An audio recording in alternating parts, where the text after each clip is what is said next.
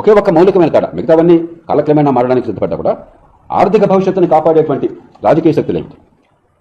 పొదుపు ప్రకటనను పాటించి ప్రజలకి అత్యంత మేలు చేసేవాళ్ళు ఎవరు? మన కాళ్ళ మీద నిలబెట్టేవాళ్ళు ఎవరు? పెట్టుబడులు పెంచేవాళ్ళు ఎవరు? పారిశ్రామికలు జరపేవాళ్ళు ఎవరు? ఆ రకంగా చూస్తే ఇవాళ పరిస్థితుల్లో భారతీయ జనతా పార్టీ నాయకత్వం, మోదీ గారి నాయకత్వంలో వారు ఇవాళ కూటమి, ఎన్డీఏ కూటమిలో రాష్ట్రంలో భాగస్వాములు.